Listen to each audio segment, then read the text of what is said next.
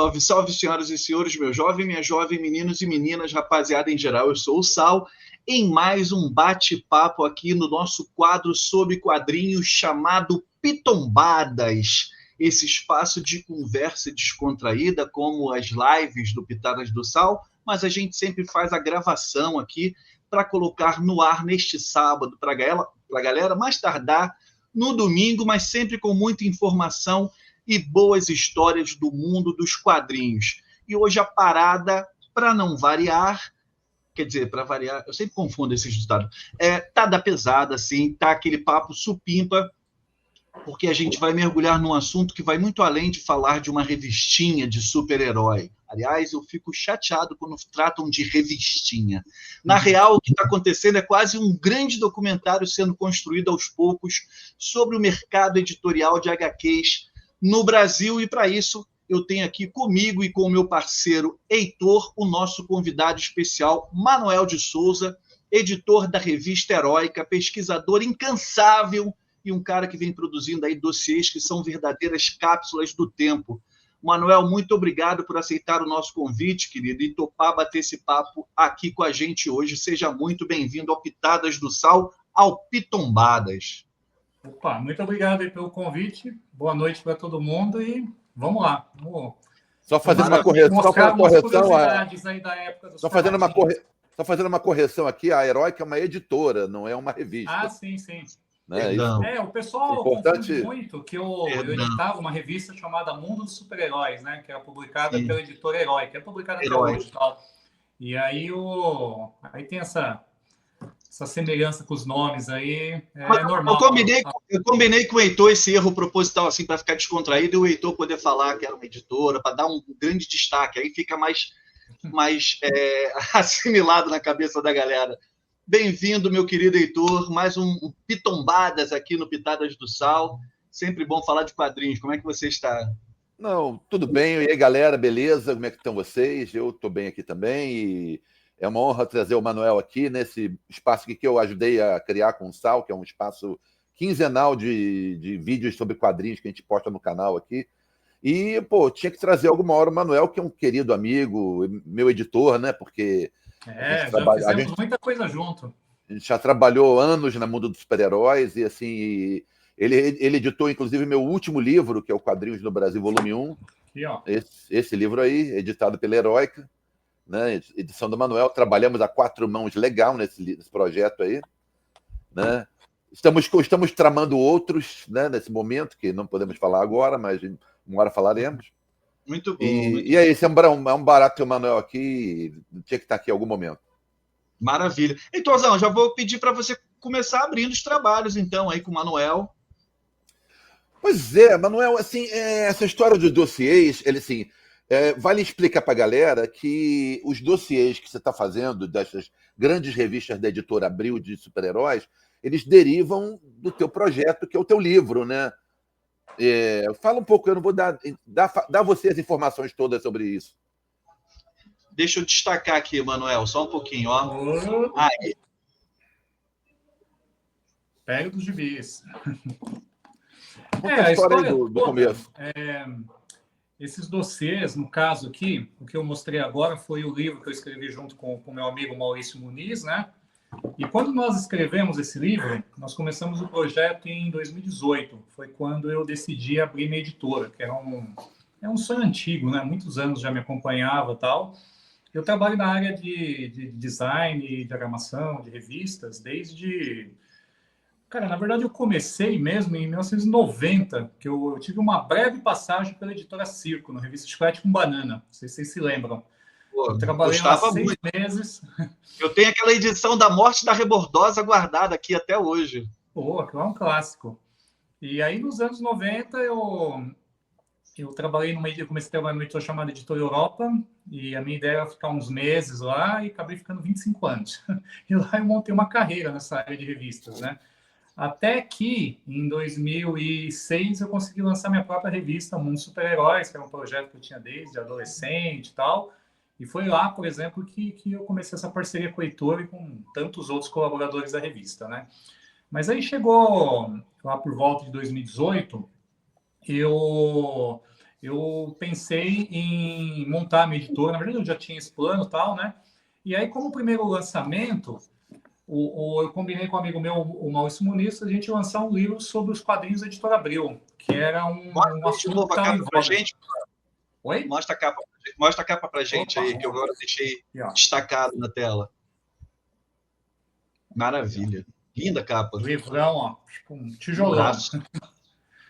E esse livro foi vale dizer, interessante só porque, fazer, fazer um parênteses, vale dizer que é um livro imprescindível para a história editorial do país, né? Eu acho, né? Porque ele ele conta foi finalista do Prêmio profundamente. Jabuti como o melhor livro jornalístico de 2020. Aliás, ó, tem até uma questão aí. Eu estou falando de 2018, agora eu falei de 2020, né? Então, assim, o livro deu tanto trabalho para fazer que a gente atrasou um ano, entendeu? E aí, em 2018, nós começamos uma campanha no Catarse, porque na verdade, na época, eu até tinha umas economias minhas, eu poderia ter feito por minha conta e tal, mas eu quis montar um caixa para a empresa e decidi fazer uma campanha no Catarse, né? Até para conseguir ter mais visibilidade e tal, e a campanha deu muito certo. E o que acontece? Onde que entram os dossiês nessa jogada? E como o Catarse tem aquela tradição de você criar recompensas, então, além do livro, nós criamos vários itens. Então, tinha um pôster e por aí vai, cards. E junto, nós bolamos 2 revistinhas, com essas aqui, ó. Que eu chamei de Dossiê Grandes Revistas. Eu bolei uma sobre Capitão América e uma sobre Heróis da TV. Porque qual que era a jogada?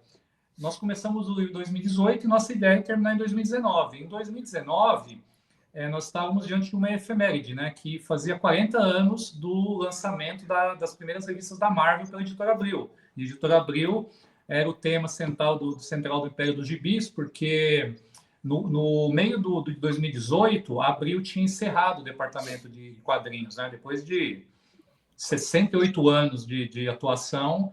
A empresa entrou naquele inferno astral lá, pediu recuperação judicial e o setor de quadrinhos acabou indo junto, né? E aí nós começamos a contar toda a história e tal. Aí, puta, eu nem vou entrar nos detalhes do livro, porque eu já falei diversas dessa história e o assunto são mais os dossiês. Mas, em resumo, nós fizemos os dossiês como um adendo dessa campanha do Catarse, e eu fiz os dossiês assim, era muito parecido com o sistema de uma reportagem que nós fazíamos na Mundo Super-Heróis, né? Só que aqui eu fui mais fundo ainda do que eu estava acostumado na Mundo Super-Heróis. Porque nós tínhamos até uma seção chamada Grandes Revistas lá na Mundo Super-Heróis, mas no máximo, assim, tinha matérias de 6 páginas e tal, né? Então, nós criamos uma publicação inteira de 32 páginas só para falar de uma revista. Então, aí a gente conseguiu ir a fundo mesmo, assim. Então, basicamente, na primeira metade da revista tem toda uma reportagem sobre como foi criada aquela revista e o desenvolvimento dela. Tem aqui algumas imagens também, ó. Então, assim, é uma revista bem na linha do que era, assim, a Mundo Super-Heróis na época, assim, né? Só que eu peguei a fórmula e levei ao limite, assim, né? E nós fizemos também uma gibiografia do meio para frente que fala de todas as edições. Então tem a capinha, a data e tem um resumo da publicação. Só que o detalhe, por exemplo, essa revista do Capitão América teve mais de 200 números. Então tem mais de 200 resenhas aqui, só nessa edição. Caramba. Heróis da TV teve 116 edições, se eu não me engano. 112. Então aqui tem mais 112. E por aí vai. E quando nós fizemos esses 2 dossiês, e foram lançados junto com o Império dos Gibis em 2020, o pessoal curtiu muito, assim. Então, automaticamente, as pessoas começaram a me pedir mais dossiês, assim. Pô, vocês fizeram Capitão América Heróis da TV? Pô, continua, então. Então, a próxima da lista era Super Aventuras Marvel. Aí, uns meses depois, eu fiz um só de Super Aventuras Marvel. Aí eu aproveitei e bolei toda uma coleção, seguindo essa linha da ordem de lançamentos da revista da Abril, das revistas da Marvel na Abril, né? E quando completou a 6ª edição, eu criei uma caixa que vinha com diversos extras para ajudar na imersão, né? Então, na verdade, pela ordem, nós fizemos a caixa da Marvel. Então, o primeiro lançamento era o Capitão América, né? Aí depois vinha Heróis da TV. A ideia era uma brincadeira aqui, na brincadeira gráfica, né? Que eu chamei um amigo meu, Caio Cacau, que estava acostumado a fazer as capas da Mundo Super-Heróis. Ele criou uma versão hiperrealista baseada na edição original, né? Ele fez uma releitura. Que Então, na legal. primeira capa, tem a imagem do Caio e tem uma marca d'água da imagem original, né? Clarinha. E aqui o cara abre já, o leitor abre e já cai na capa original, né? Aí depois veio Super Aventuras Marvel, né? Com o Demolidor, que o Demolidor é meio símbolo da revista, né? Vamos lá. Pode crer. Aí depois veio Homem-Aranha, depois veio Incrível Hulk, e depois veio Grandes Heróis Marvel. E aí, quando nós chegamos nessa 6ª edição, eu criei uma caixa que a pessoa tinha a opção de comprar a última edição junto com uma caixa, que é exatamente para guardar, né? Para tentar pegar os lombadeiros, né? Porque como a revista é fininha e é a lombada canoa, né? Grampo, não tem como deixar ela em pé.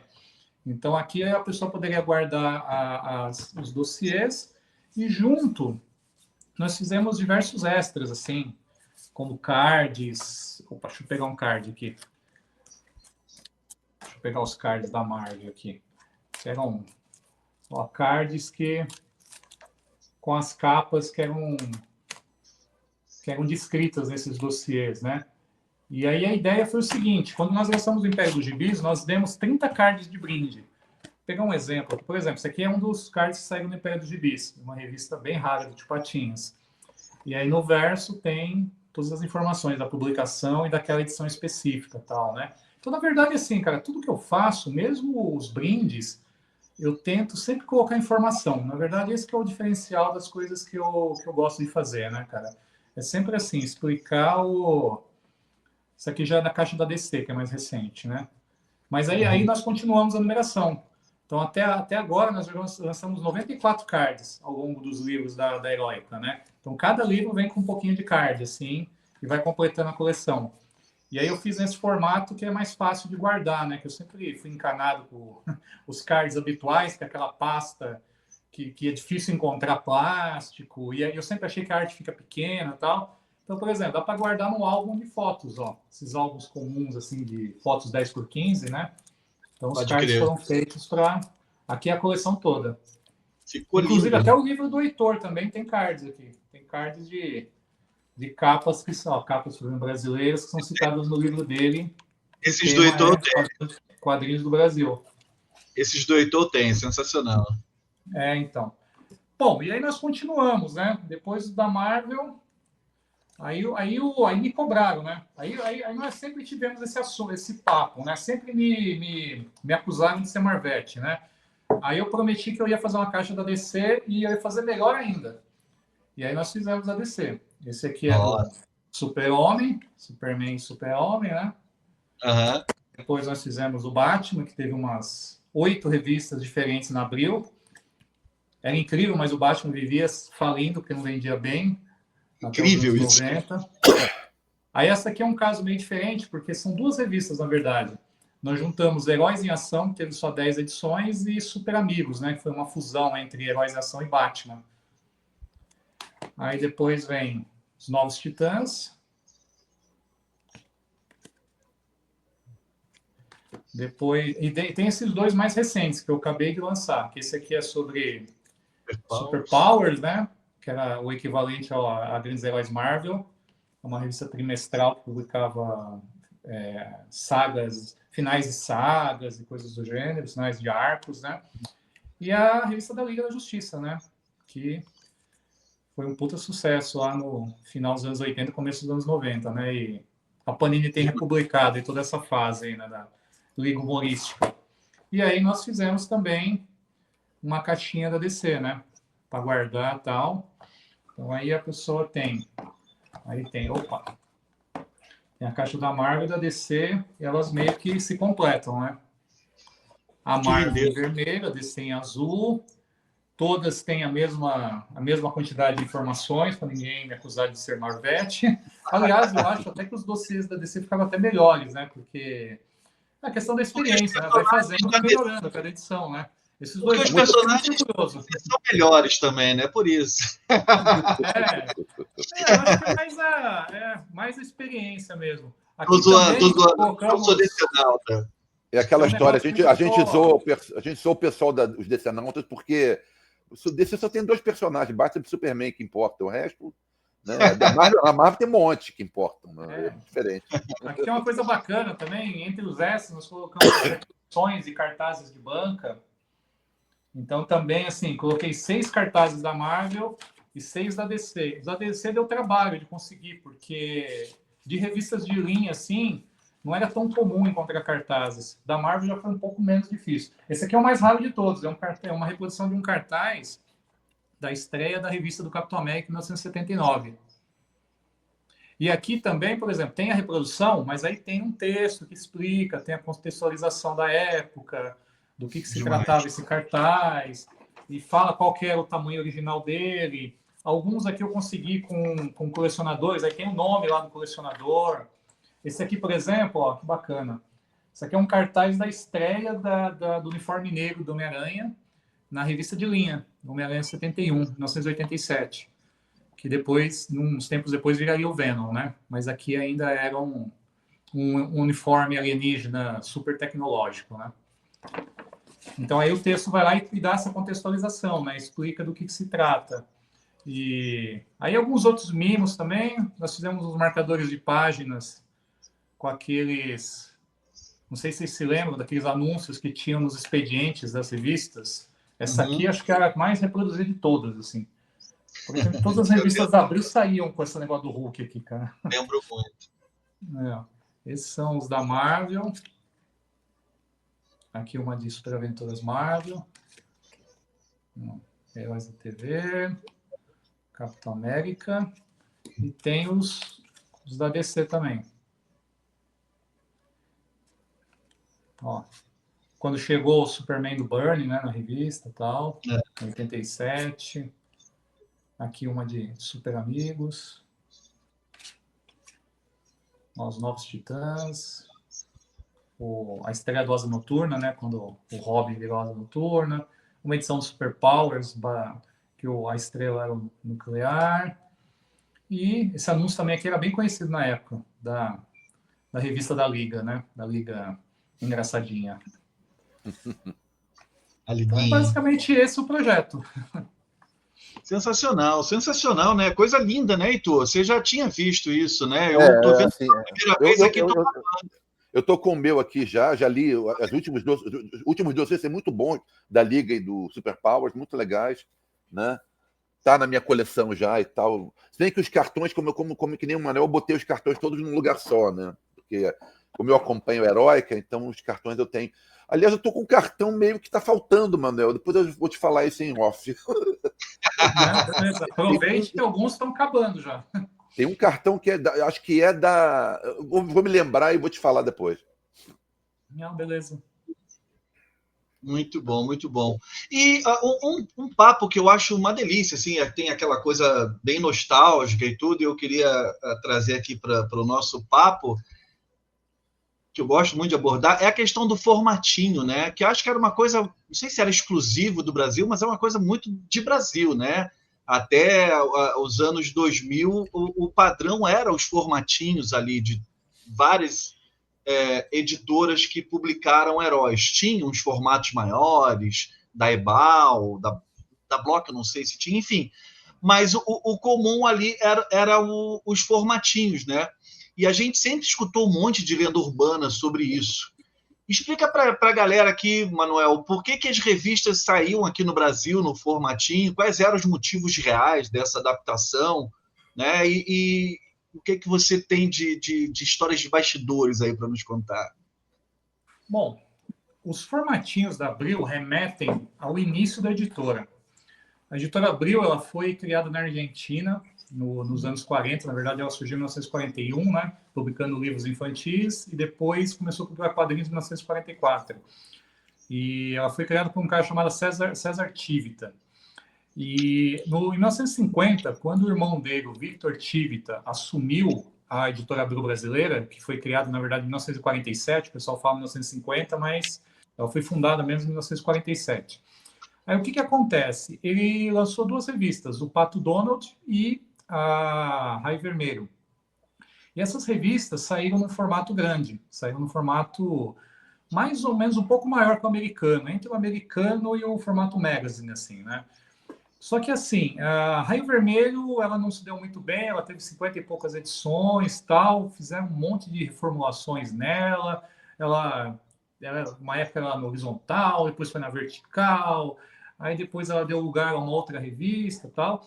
Mas o formatinho, na verdade, ele foi criado por conta do Pato Donald. Porque também, ao contrário do que se diz, as primeiras edições do Pato Donald não foram um fenômeno de vendas. Assim. Muito se diz assim, o Pato Donald assim, bancou Abril muito tempo.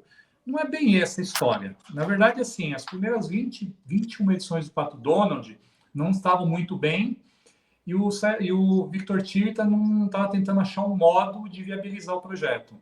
E o que ele achou, o modo que ele achou foi o seguinte: em 1952, ele fundou a gráfica da Abril. Na verdade, naquela época, a ideia da Abril sempre foi ter uma gráfica. Então, eles montaram a empresa, tinham um escritório com alguns funcionários, e logo no início, o Victor Tigre já foi atrás de financiamento no banco para montar a gráfica dele. E ele conseguiu montar essa gráfica só em 1952.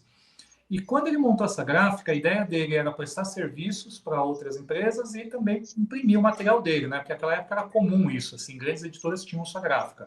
Praticamente todas elas tinham Ebal, VEC, Globo, por aí vai.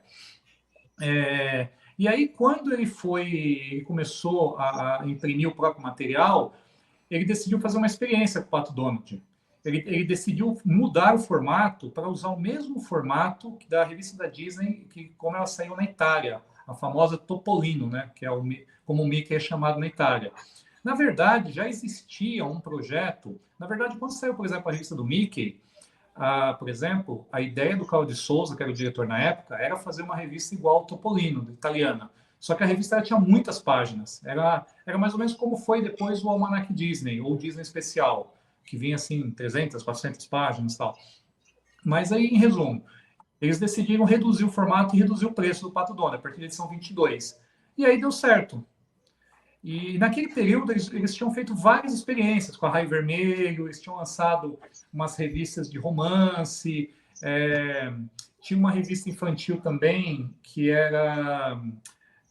eu esqueci em português, era lá na Argentina eles chamavam de Gatito, que era uma revista que era escrita pelo criador oh meu Deus, da série da Netflix agora, a Argentina, Eternauta. Oh meu Deus, do Eternauta, esqueci o nome dele. Exatamente, ele mesmo, ele era um dos escritores, tal, do Gatito, tal, né?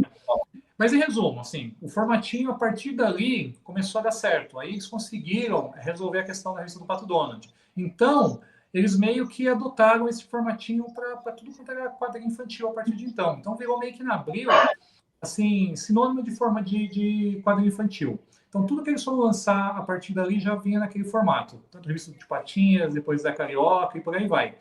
Quando chegou os anos 70, que teve a crise do petróleo, que ela também acabou criando uma crise no mercado de papel. Então, outras editoras começaram a adotar o formatinho também, para economizar. Se, por exemplo, você for ver, a Ebal começou a publicar super-heróis em formatinho, tinha uma versão do Superman que era menor, tinha aquelas revistas do Monstro do Pântano, e por aí vai. Então, meio que o formatinho, o que abriu, meio que começou, não é que abriu começou, existiam outras editoras que publicavam, mas não era tão comum.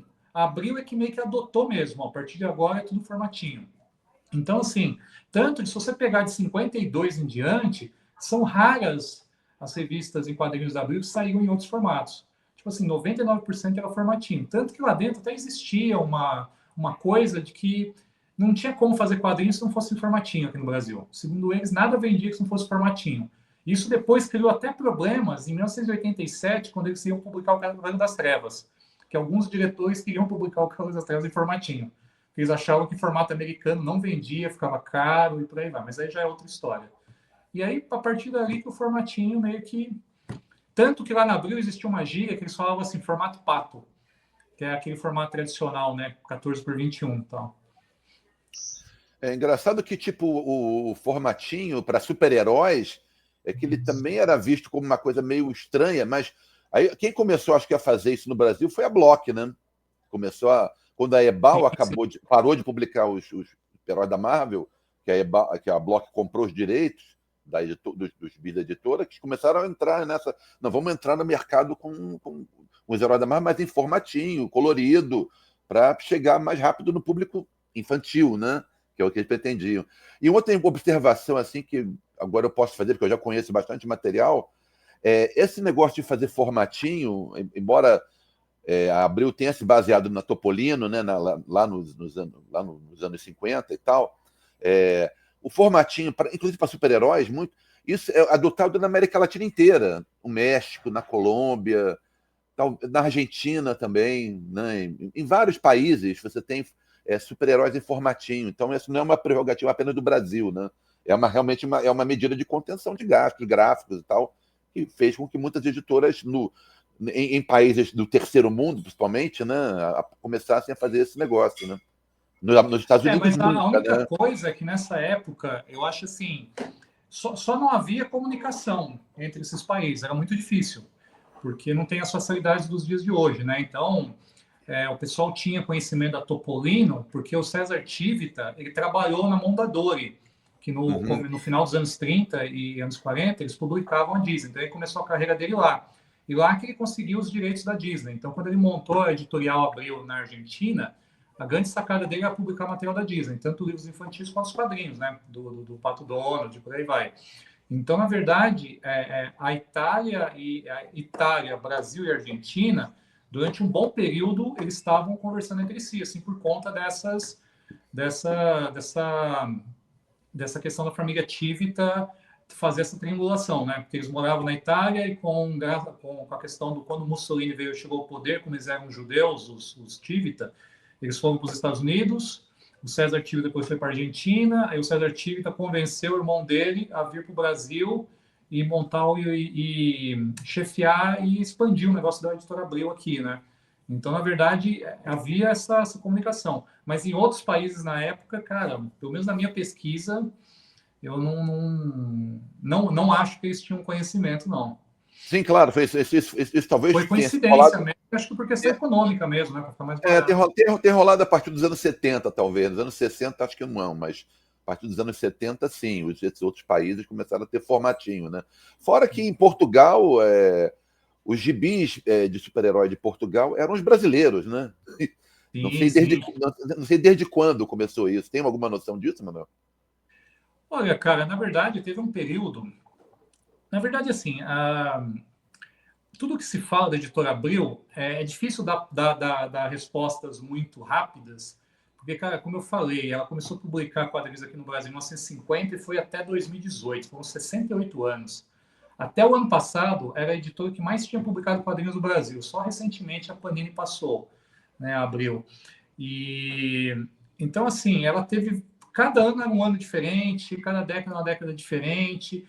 O que aconteceu foi o seguinte, chegou um período que a Abril começou a crescer muito. Isso aconteceu basicamente a partir de 1964, 65, quando eles começaram a lançar as coleções de fascículos em banca. Foi uma ideia que, segundo consta, o Victor Tivita viajou de férias para a Itália, e era uma febre lá nas bancas italianas. Ele viu aquilo e decidiu replicar aqui no Brasil. Foi toda a diretoria da Abril foi contra ele. Ele falou que era uma ideia louca, ainda mais que ele queria fazer uma Bíblia, né? Ele queria fazer uma Bíblia em fascículos. Ele falou, pô, como que as pessoas vão comprar um negócio que na igreja eles dão de graça, né? Mas ele insistiu, lançou e foi um sucesso, assim. Então, aí abriu ali, a partir daquele momento, ali por volta de 65, de um ano para o outro, ela dobrou de tamanho e não parou mais de crescer. Até chegou uma hora que se tornou a maior editora da América Latina. E chegou um momento, ali a partir dos anos 70, que ela começou a expandir, né? Inclusive para outros países. Então, ela tinha escritórios no México, escritórios em vários países aqui da América Latina e também em Portugal.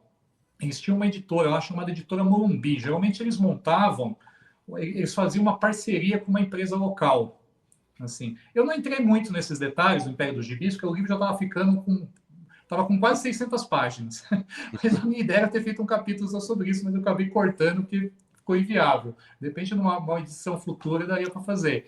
Mas a Abril mandou muita coisa para Portugal, principalmente nos anos 80 e 90.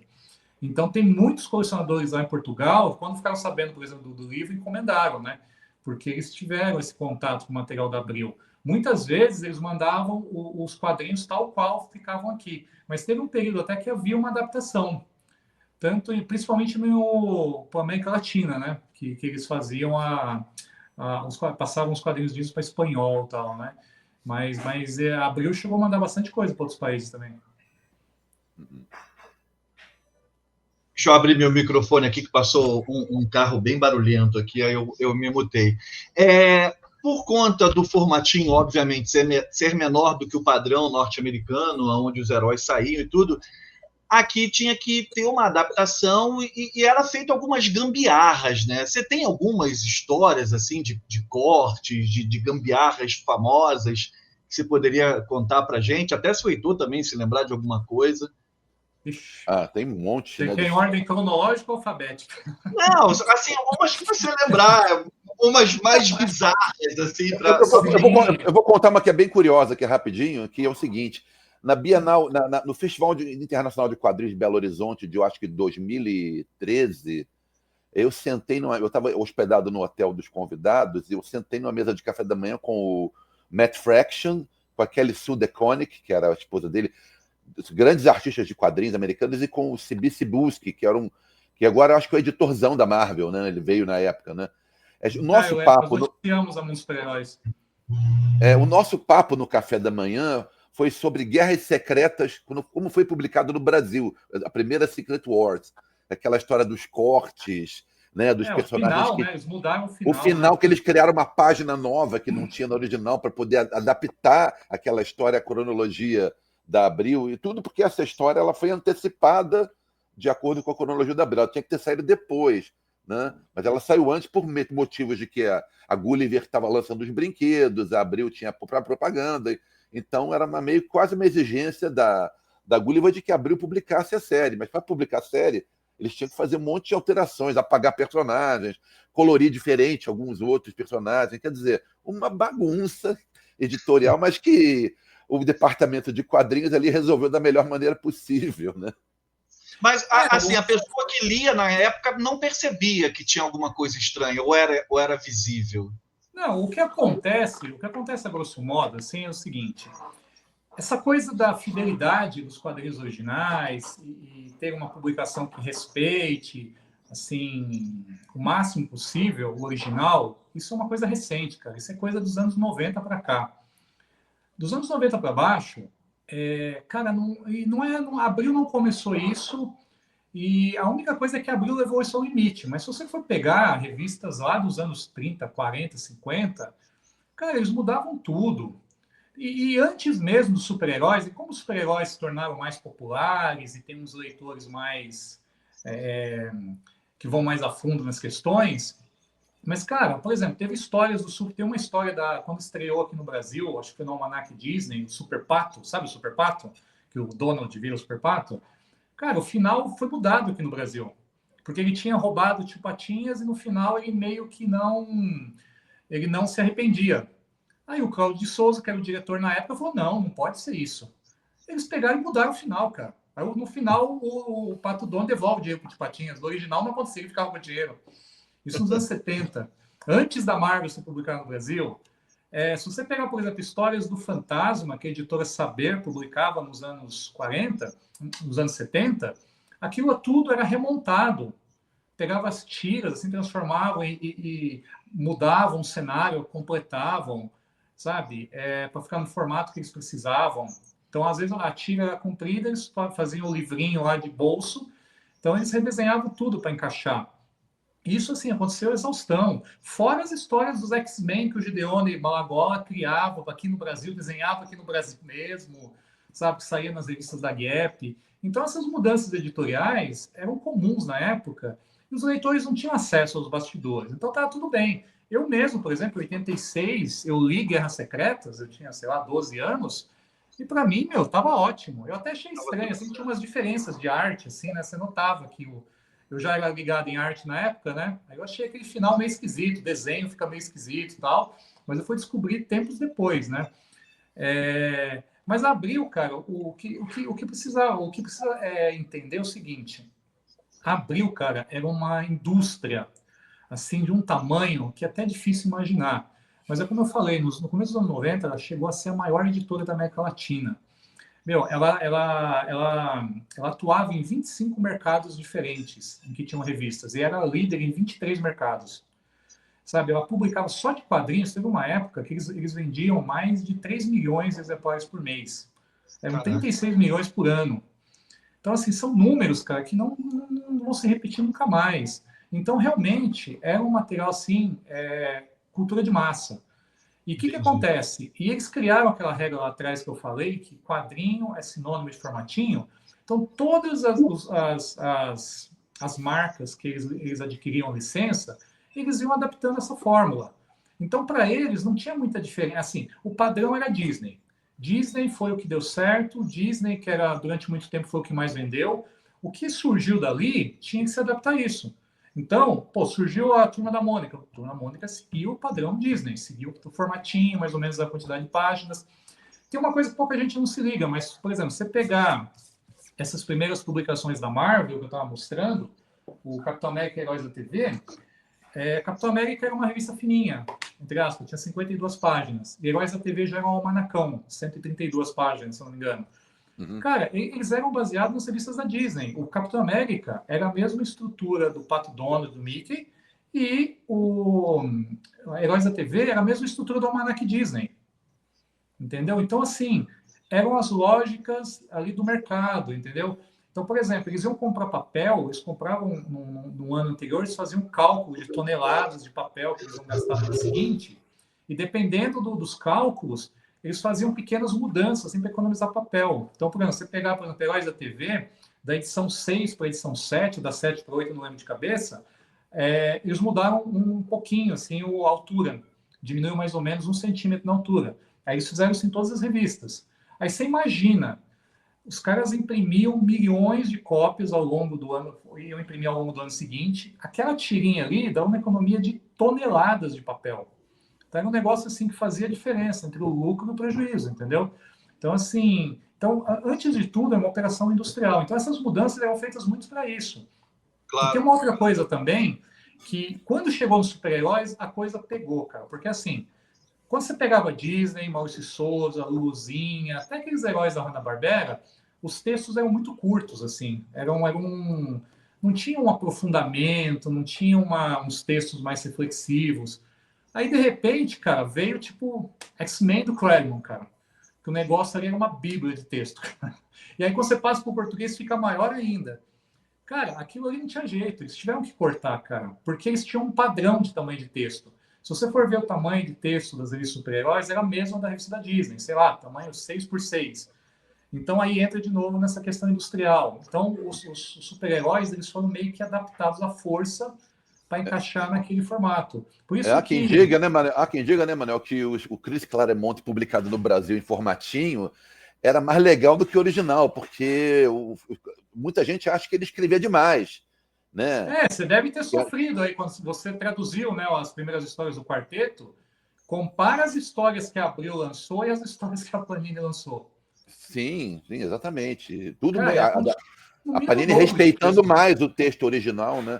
Eu queria só chamar a atenção para um detalhe do que você falou, Manuel, porque a estrutura mesmo editorial das revistas de formatinho do super-herói da Abril, eles realmente copiavam uma fórmula. Por exemplo, os primeiros números de Heróis da TV e Capitão América, que as revistas que inauguraram a linha Marvel da Abril, você vê que as capas, elas respeitavam uma lógica que era a lógica dos quadrinhos Disney, como, por exemplo, tinha uma imagem no Capitão América, mas sempre tinha um quadrinho assim, tem uma história do Homem-Aranha com um surfista aqui. E aí tinha um anúncio do que estava acontecendo na revista, né? Tudo isso na capa. Isso não era padrão de capa dos super-heróis, não era o padrão das capas dos super-heróis americanos, não era naquela altura não era obedecer. Depois, com o passar do tempo, até foi mudando isso um pouco, mas eles tinham uma fórmula, né? Sim, na verdade o que acontece é que existia um departamento de capas que fazia tanto a capa do Pato Donald quanto a capa de Super-Heróis Marvel. É o mesmo cara que fazia. E aí, qual que é a lógica dele? Ele fazia uma capa para vender. E tinha uma fórmula que vinha de anos, que eles faziam pesquisas, eles analisavam números, e eles chegavam à conclusão seguinte: capa que vende tem que ser o fundo claro, tem que ter uma imagem do personagem muito nítida, tem que ter as chamadas do canto esquerdo. Então, tinha toda uma ciência para que a revista vendesse, para que a revista fosse bem exposta na banca. Então, assim, volto a dizer, era tudo dentro de um padrão industrial, de um padrão comercial, que, assim, bem ou mal, dava certo, sabe? Se a gente pode condenar a Abril por um monte de coisa que ela fez, mas dava certo. A Abril vendia mais que a Ebal, vendia mais que a VEC, vendia mais que a Globo, vendia mais com qualquer um. Mas é aquilo, né? Tinha uma engrenagem, né, que forçava as coisas a serem daquele jeito, então, né? Pelo que você está tinha um contando, estilo né? Abril, assim. É mais ou menos como a Rede Globo. Se você pegar a Rede Globo, existe uma padronização de tudo, desde a letra até o tempo das coisas. Tem uma coisa interessante também no formatinho. Eles tiveram que cortar muito texto, né, para encaixar essas coisas.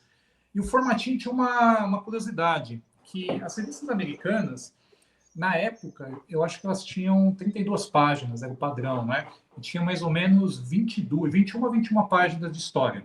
Que também lá eles têm o padrão industrial deles. Aquele formato não é à toa, é porque está adaptado às máquinas das gráficas americanas, que dão um aproveitamento melhor de papel e por aí vai. Então, assim, as pessoas às vezes têm elas colocam as questões artísticas à frente, mas, cara, quadrinhos, antes de tudo, é uma coisa comercial. Quadrinho, tira de jornal. A tira de jornal, ela não tem aquele formato à toa. Ela tinha aquele formato que era o espaço que encaixava melhor para colocar anúncio do lado e tal. Então tem essas lógicas internas que as pessoas não entendem. Mas voltando ao formatinho. Geralmente, cada história tinha por volta de 21 a 22 páginas. Aí o que acontece? As revistas da RGE, por exemplo, eles publicavam 3 histórias por edição, e só que lá nos Estados Unidos, o restante das páginas era completado com anúncio. E aqui no Brasil nunca teve uma tradição de muito anúncio. O que tinha mais era calhau de publicações da própria editora e por aí vai, mas não tinha uma coisa assim forte, você via anúncio de grandes marcas. Não acontecia isso. E o que acontece? No caso da RGE, eles pegavam a história e para completar a página, às vezes eles pegavam um detalhe e expandiam. Pegavam um detalhe lá e colocavam em página dupla. Isso aí o JP Martins, que era o tradutor da Abril, ele odiava, né, esse recurso. E aí quando que ele chegou na Abril, que aí ele teve junto com o Elcio lá a chance de editar esse material, eles decidiram fazer o contrário. Eles decidiram publicar uma história a mais e cortar algumas partes das histórias para que encaixasse as 4 histórias. Então, em vez de ampliar para render mais, eles fizeram o contrário. Então, às vezes, por exemplo, eles publicavam 2 histórias e naquela época era comum ter um resuminho do que aconteceu no mês passado, né? Porque o tempo era diferente, né? Hoje é coisa impensável, mas tinha aquele resuminho e tal. Aquilo geralmente era inútil. Então, a primeira coisa que eles cortavam. E às vezes, por exemplo, calhava dos caras venderem algum anúncio de última hora e tinha que realmente chegar lá e cortar alguma coisa. E às vezes era até estranho, que era anúncio de meia página, né? Então o cara tinha que cortar meia página da história. Então ele tinha que ir lá e mudar alguma coisa para poder encaixar ali, entendeu? Às vezes reduzir o quadrinho, sei lá. Então aí tinha um monte de soluções, né? Não era um trabalho fácil. Eu queria pegar num ponto, você falou assim, né, que a Abril chegou a vender 36 milhões por ano, né, uma coisa assim, que isso nunca mais vai voltar. Comparar ontem e hoje, se a gente compara com hoje, esse choque é brutal, justamente por conta disso, né? O volume de vendas, milhões de exemplares, tiragens gigantes. Hoje, dezenas de lançamentos ao mesmo tempo, que a gente percebe, mas com tiragens bem menores. O que exatamente isso que se transformou, né, no mercado editorial das revistas em quadrinhos e tal? E eu queria também que você contasse um pouco da questão da transição do analógico para o digital, que mudou tudo, né? A questão da produção, a forma como o público recebe o material também, tudo. Bom, vamos por partes, assim, né? Vamos. Essa questão aí do número de vendas sempre me perguntam, né? E lá no Império dos Gibis, tem uma parte que o livro é contado cronologicamente, né? E aí, quando chega ali por volta de 96, 97, ele mostra um fenômeno que o próprio editor da época do setor de quadrinhos de super-heróis, o Figa, o Sérgio Figueiredo, ele começa a notar que as revistas começam a cair à venda sem um motivo aparente. Então, eles notam que a revista do Homem-Aranha, que geralmente vendia 80 mil por mês, começa a cair assim, quase que 20 mil por ano. Então eles têm uma queda lá, de repente, de 20 mil exemplares a menos. E aí o que acontece? Tem muita gente que pode falar, mas os quadrinhos dos anos 80 é uma porcaria, não sei o que, a saga do clone, não sei o que lá. Mas ele comenta, mas não houve uma mudança abrupta, assim, sabe? Falar, aqui é maravilhoso, no mês seguinte começou a ficar uma porcaria. Não tinha isso. Se o negócio era uma porcaria, então já era uma porcaria quando vendia bem, entendeu? Porque não teve uma grande mudança. Mas eles notaram que começou a cair. Aí eles foram fazer um estudo e chegaram à conclusão que, na verdade, o mercado estava mudando. O que quadrinhos não era mais um mercado de massa, era um mercado de nicho.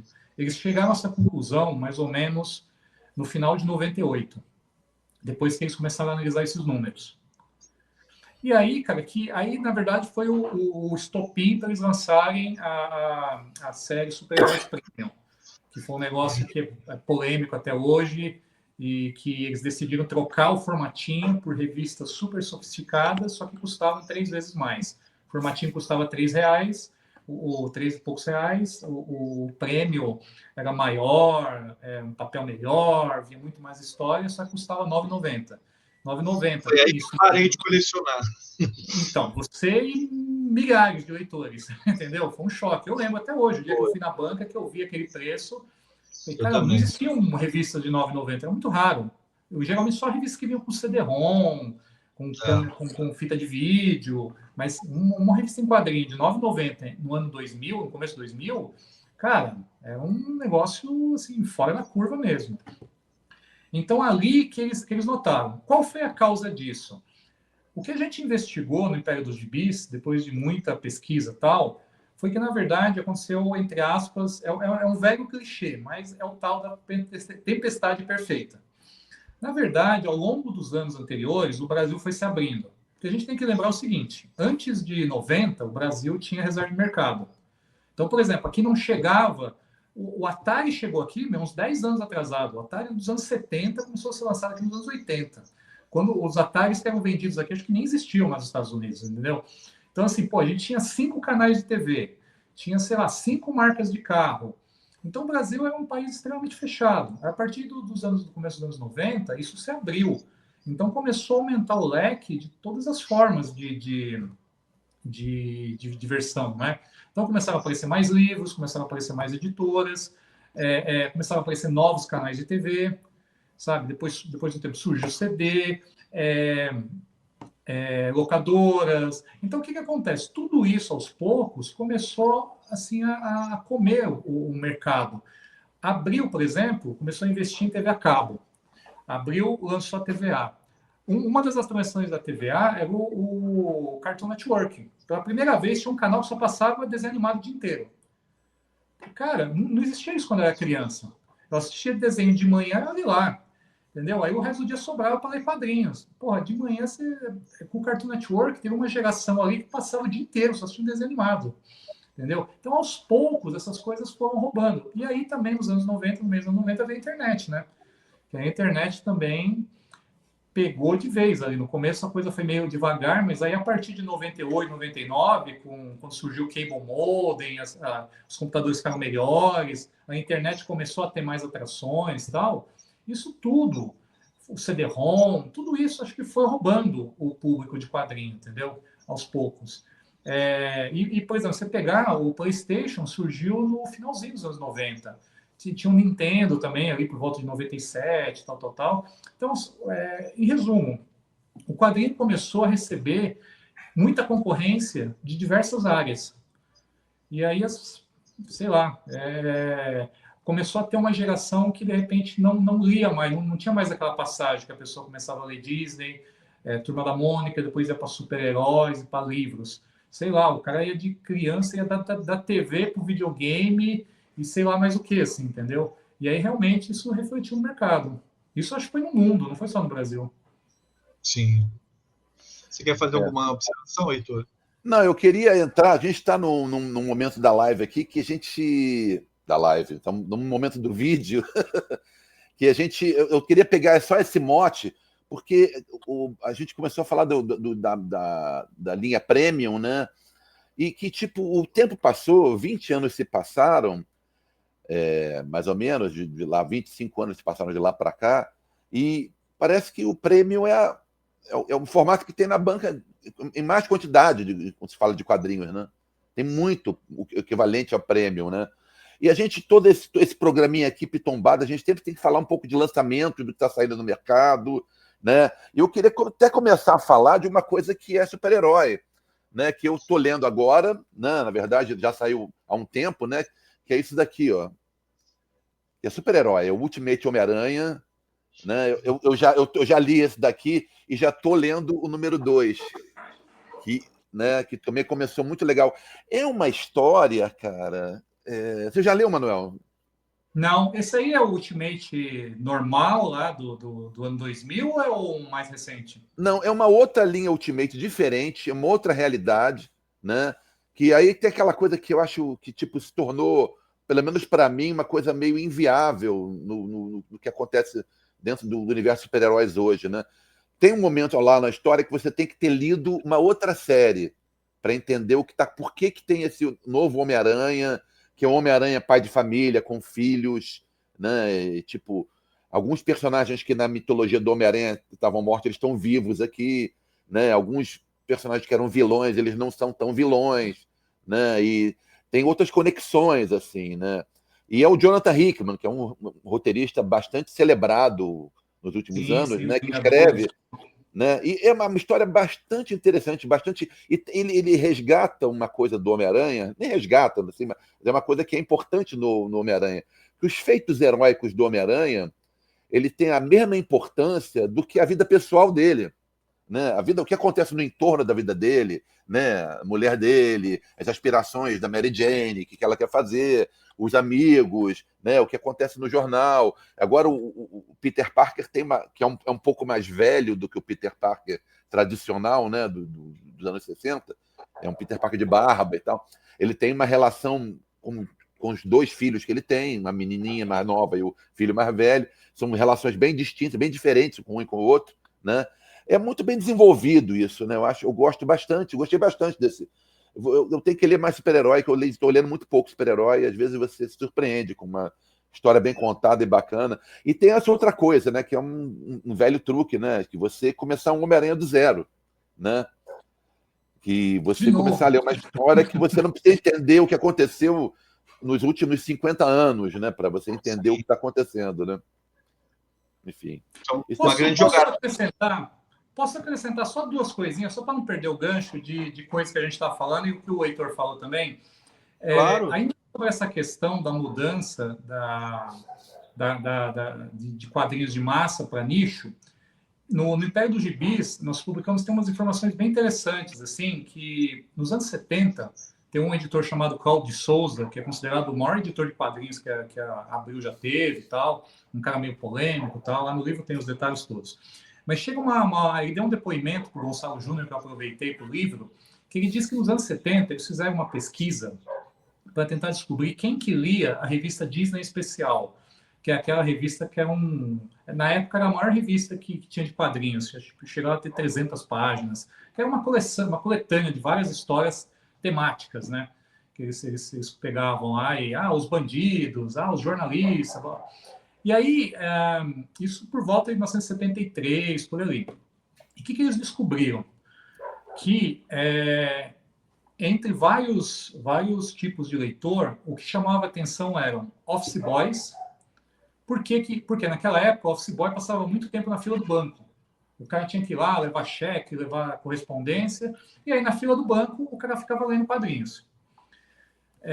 Quem lia muito também era taxista, porque naquela época o taxista ficava muito tempo parado no ponto esperando o passageiro. Então, enquanto ele esperava o passageiro, ele ficava lá lendo.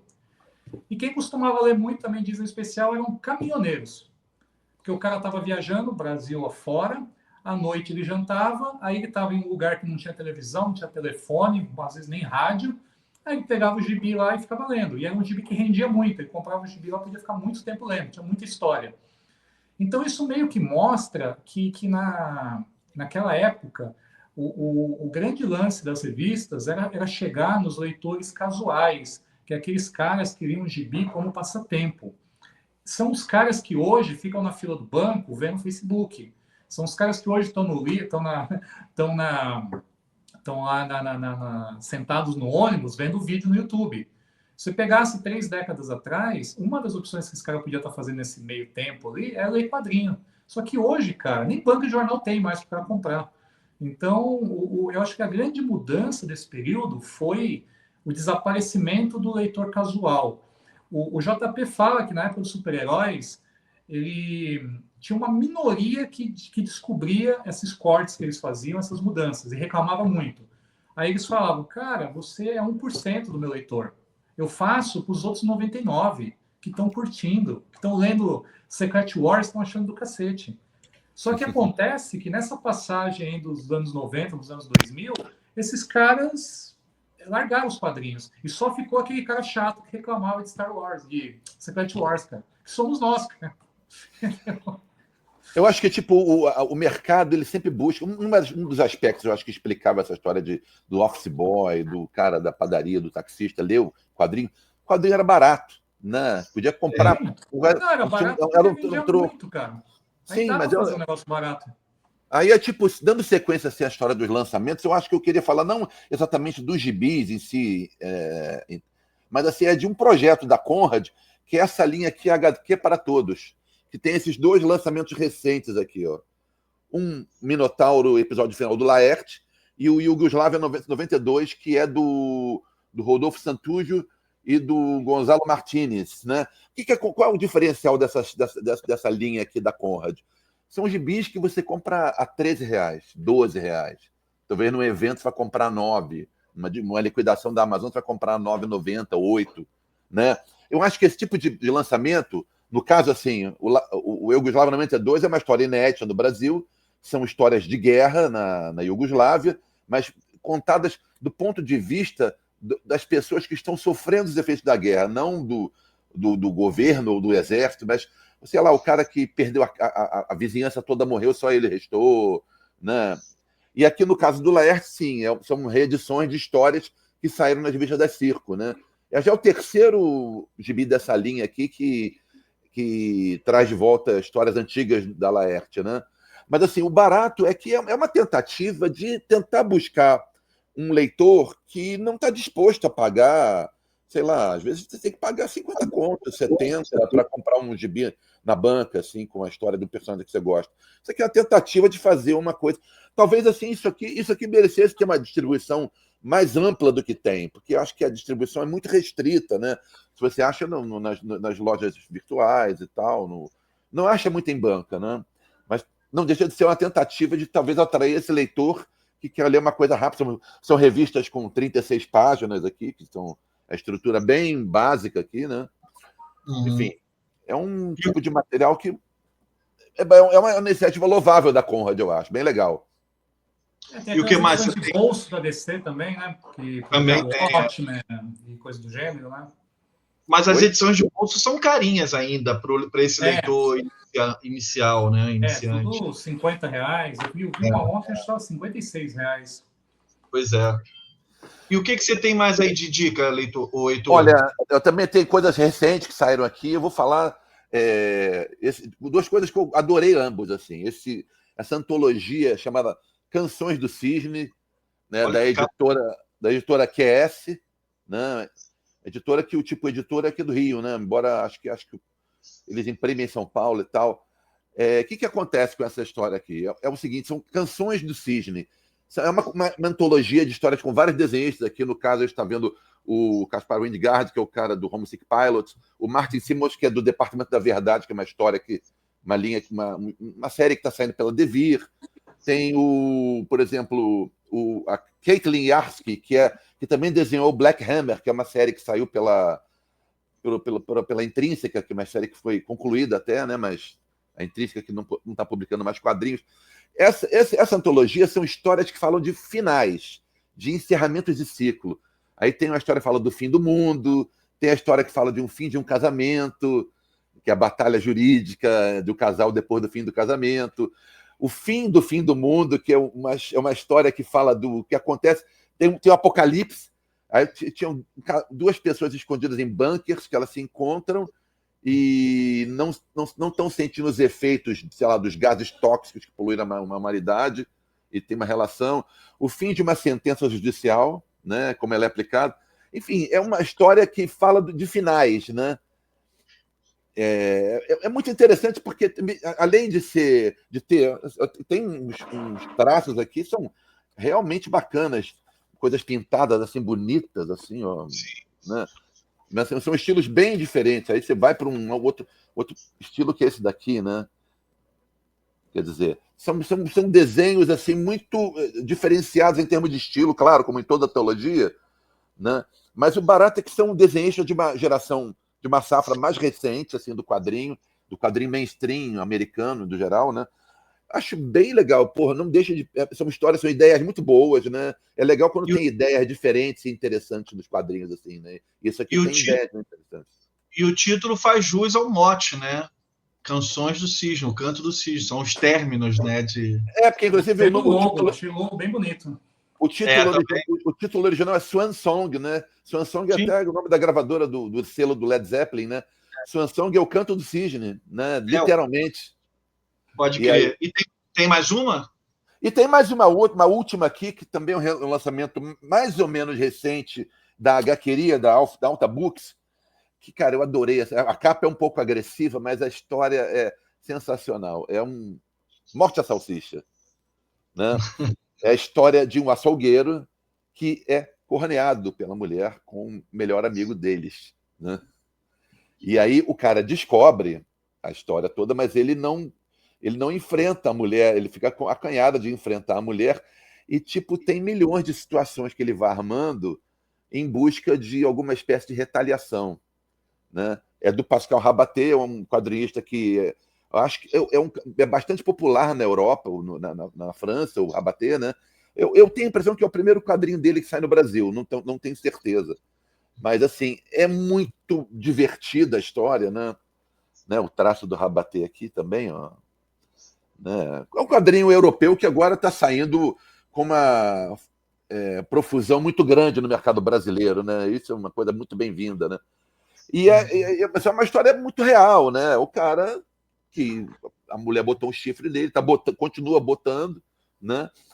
E o cara não reage, ele espera ver o que vai acontecer, e o que vai acontecer, aí você tem que ler o livro para saber, né? Muito recomendável. Bom. As dicas aí. Olha só, eu quero fazer um combinado aqui com vocês, com a galera que está nos assistindo. Eu vou precisar sair, porque eu tenho aula agora, já estou até atrasado. Aí eu vou pedir para o Heitor conduzir o final do papo aqui. Eu queria que o Manuel falasse ali um pouco dessa mudança que eu tinha perguntado ali. Ele falou, vamos por parte, tudo explicou a primeira parte. Né? E depois eu vou assistir com muito prazer esse término aqui da live. Aí eu vou deixar vocês dois aqui e que eu preciso ir para a aula. Eu não tenho como não assistir a aula de hoje, tá bom? Mas assim, Heitorzão, tá em boas mãos. Manuel, foi um prazer. Desde já fica o convite para você retornar, que tem muitas histórias ainda para você contar aí para gente. Uma hora e pouco, cara. Tem muita coisa para falar. Vamos combinar ali com o Heitor para você retornar. Heitor, conto contigo, segura essa, eu estou me retirando, mas fica aí com o Manuel e com o Heitor para vocês concluírem aí esse papo de hoje, tá bom? Valeu, Sal. Boa aula para ti, cara. Valeu, obrigado. Até mais. Tchau. Tchau. Beleza. Então, Manuel, assim, não vamos nos estender muito aqui, não, porque eu só que termina o teu raciocínio naquela hora que a gente estava falando, né? O que a gente estava falando mesmo? Eu fiquei vendo seus quadrinhos aí, esqueci. Me perguntou a respeito de tecnológicas, né? Bom, eu não sei exatamente se ele estava falando a respeito dos modos, do sistema de como as revistas eram feitas ou como as pessoas leem.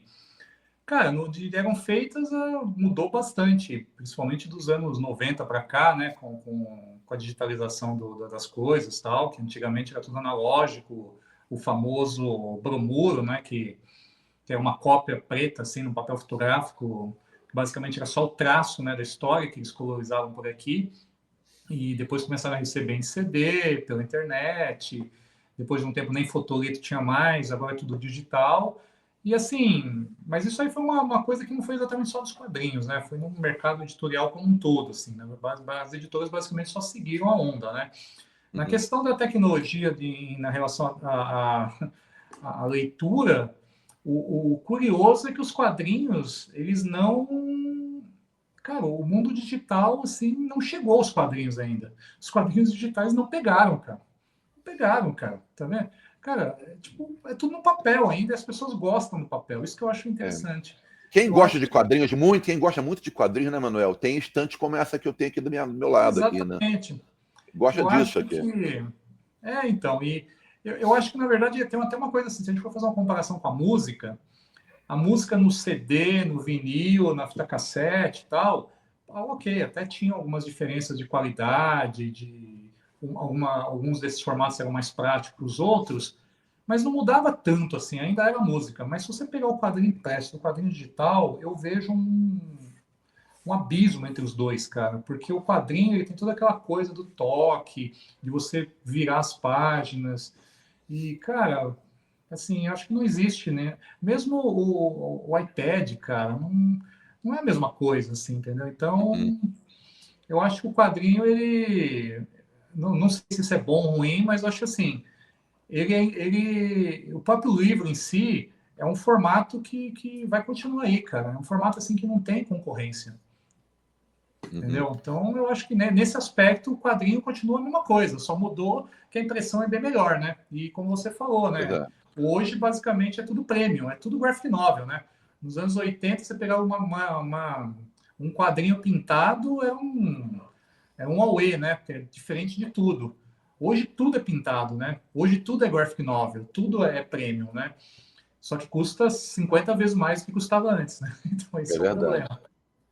Mano, quero fazer mais dois questionamentos só para a gente terminar a live, né? Um deles é o seguinte, assim, eu vou voltar um pouco ao nosso dossiê Grandes Revistas, né? Voltar a ele. É um produto que efetivamente é muito nostálgico. Ele estimula o saudosismo das pessoas que leram essas revistas no passado e tal. E eu acho que basicamente quem compra um material como esse é o cara que está querendo resgatar aquele momento, o pesquisador e tal, que todo mundo se refere ao...